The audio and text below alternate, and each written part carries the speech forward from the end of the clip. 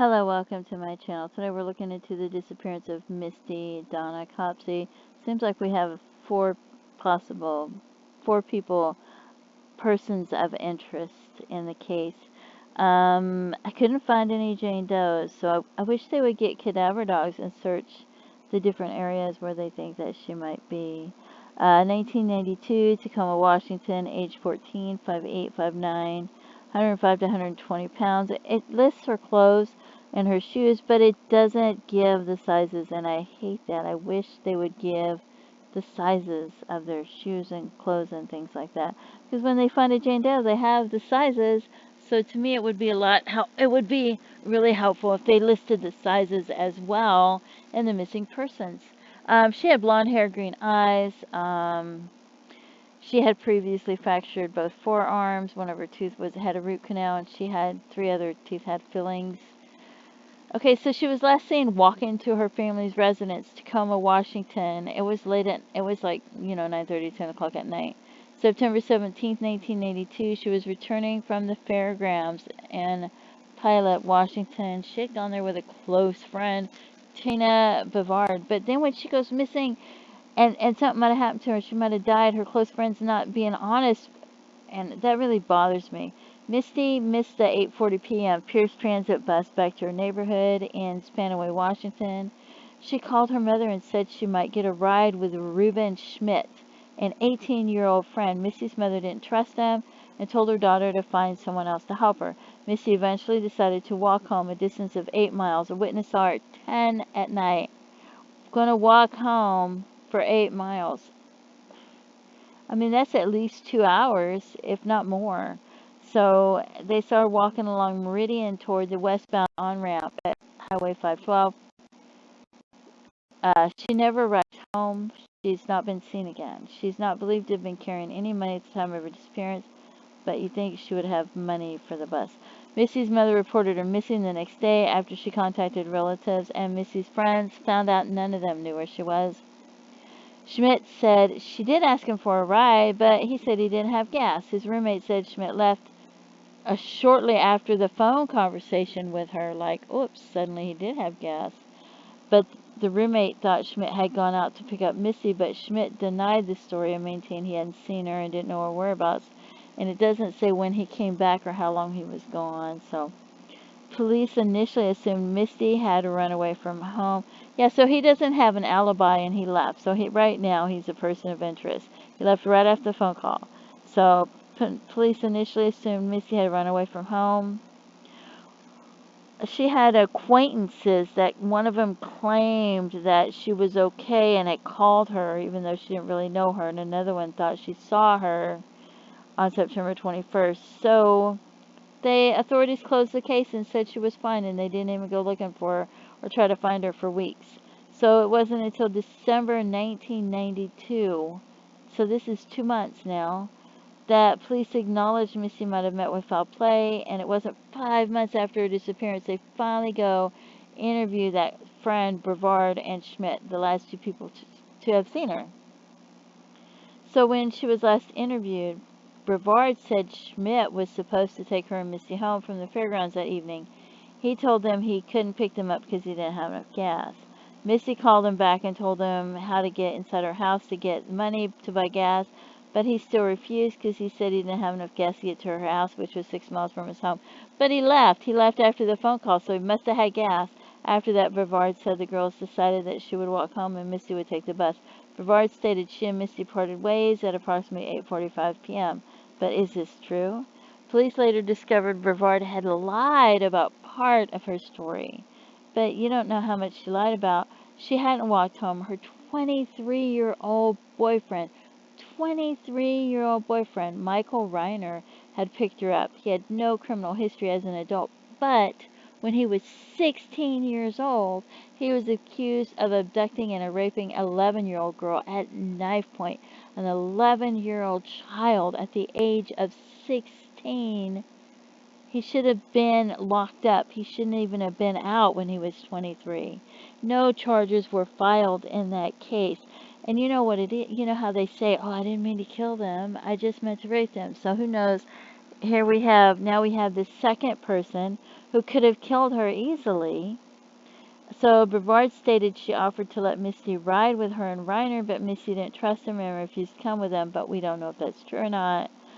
Hopefully it is, but we don't know. Brevard said Reiner dropped her off at home and she told him Misty had taken the bus. Now we have Reiner and Schmidt as two different people.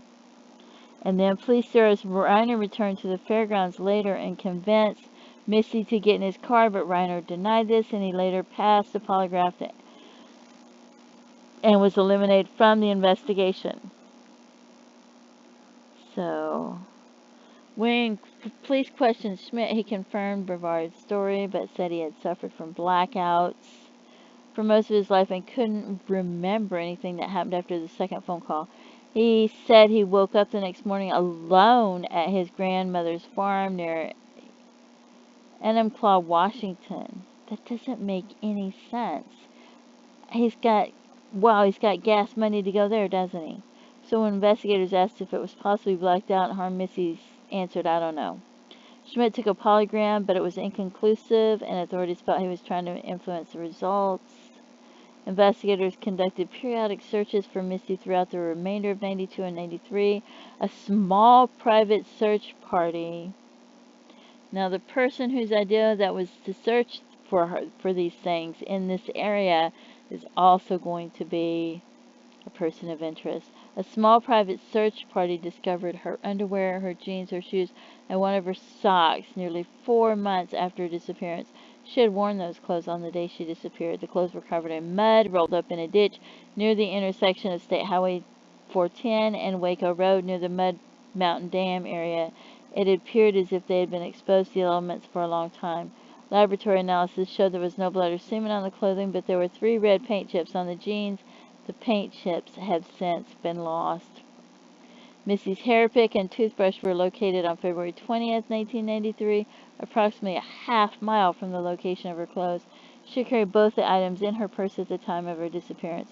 In 2009, police completed DNA tests on the jeans. Curiously, the DNA did not match Misty, but came from an unidentified male instead, like somebody had been wearing her jeans since then. Witnesses reported Schmidt had said he knew where Missy's body was. He said Schmidt. Remember Schmidt? He said it was 6 miles from where her clothes were found and his grandmother's farm, where he said he woke up in that morning. That was 6 miles from that ditch where her clothes were found. He admitted to making those statements, but said they weren't true, that, like he made them under duress to get people to leave him alone. He took a second polygraph and passed his time. Authorities continue to view Schmidt as a person of interest. However, in 1996, one of her friends accused him of rape, but after 2 weeks, she refused to press charges, like she was afraid. He was convicted of theft in 2000. His wife got a domestic violence order protection against him, saying he threatened to kill her and burn her house down. So I wonder if his wife knows anything.